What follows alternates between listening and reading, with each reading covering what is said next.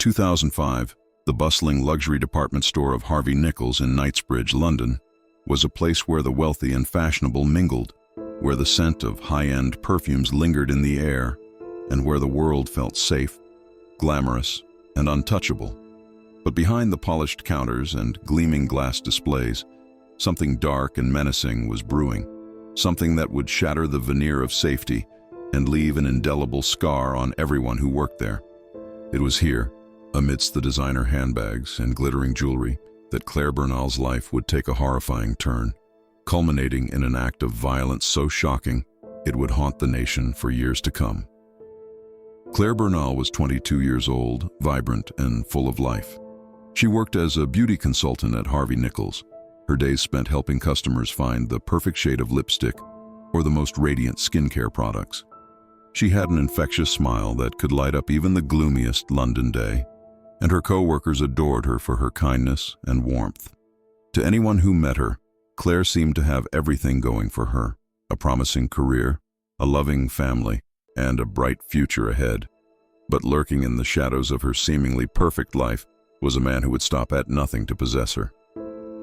Michael Peck was a security guard at Harvey Nichols, and from the moment he met Clare, he became obsessed with her. At first, his interest seemed harmless, even flattering. He would strike up conversations with her during breaks, asking about her day, complimenting her appearance. Clare, polite and friendly, didn't think much of it. But as the weeks went on, Peck's behavior grew increasingly unsettling. He began to linger near her counter, watching her with an intensity that made her skin crawl. He would find excuses to be wherever she was, his presence becoming an oppressive weight that Clare couldn't escape. Clare confided in her friends and family about Peck's behavior, describing how he would bombard her with text messages and phone calls, how he would appear out of nowhere when she least expected it. Her friends urged her to be cautious, to keep her distance, but Clare, ever kind-hearted, didn't want to make a fuss. She thought that if she ignored him, he would eventually lose interest. She couldn't have been more wrong. When Clare finally made it clear that she wasn't interested in Peck, his obsession took a darker turn. He began following her outside of work, showing up at places he knew she would be. He sent her messages that veered from pleading to threatening, his words dripping with desperation and malice. Clare was terrified. She reported his behavior to her managers at Harvey Nichols, who took her concerns seriously and dismissed Peck from his position. But losing his job only seemed to fuel his rage. Peck began to spiral, his obsession with Clare consuming him entirely. Clare sought help from the police, and Peck was arrested and charged with harassment. A restraining order was issued, forbidding him from contacting her or coming within a certain distance of her. For a brief moment, Clare felt a sense of relief, a glimmer of hope that the nightmare might finally be over. But Peck was not a man who followed rules.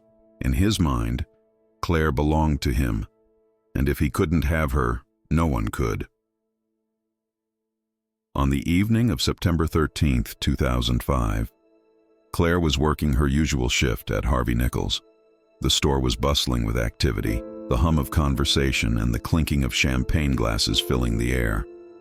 Clare was chatting with a colleague, her laughter cutting through the noise when Peck walked into the store. He was carrying a bag, his expression cold and determined. No one noticed him at first. He was just another face in the crowd. But as he made his way toward Clare, the atmosphere seemed to shift, an almost imperceptible tension rippling through the air. Clare's colleague noticed him first. "Clare?" she whispered, her voice trembling. "He's here." Clare turned, her heart sinking as she saw Peck approaching. He was only a few feet away now, his hand reaching into the bag. Time seemed to slow as Clare realized what was happening, her mind racing with fear and disbelief. Before she could react, Peck pulled out a gun and aimed it at her. The sound of the first shot echoed through the store, freezing everyone in their tracks. Clare fell to the floor, blood pooling beneath her as customers and staff screamed in terror. Peck fired 3 more shots, each one hitting Clare as she lay helpless on the ground. Then, as chaos erupted around him, he turned the gun on himself and pulled the trigger. The store fell silent, the only sound the muffled sobs of those who had witnessed the unthinkable. Clare was rushed to the hospital, but it was too late. The injuries were too severe, and she was pronounced dead shortly after arriving. The news of her murder sent shockwaves through the nation, the senselessness of the act leaving everyone reeling. How could this have happened? How could a young woman's life be snatched away so violently, so publicly? The questions were endless, the answers elusive. In the days that followed, details about Peck's obsession with Clare began to emerge. He had been stalking her for months, his fixation growing more dangerous with each passing day. The restraining order, meant to protect Clare, had done little to deter him. He had purchased the gun illegally, meticulously planning the attack that would end both their lives. It was a chilling reminder of the lengths to which some people would go to exert control over others. Clare's family was devastated. Her mother, Patricia, spoke of the unbearable pain of losing her daughter, of the hole that had been torn in their lives. She described Clare as a bright, loving soul who had so much to offer the world. "She didn't deserve this," Patricia said through tears. "No one deserves this." Clare's murder sparked a national conversation about stalking and harassment, highlighting the need for stronger protections for victims. Her story became a rallying cry for change, a symbol of the devastating consequences of obsession and violence. In the years since her death, laws have been strengthened, awareness campaigns launched, and support services expanded. But for Clare's family, the loss remains immeasurable, a wound that time cannot heal.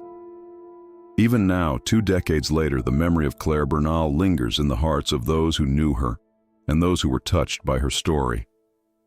Her life was cut short, but her legacy endures, a reminder of the importance of vigilance, compassion, and the fight against the darkness that can lurk in the hearts of men.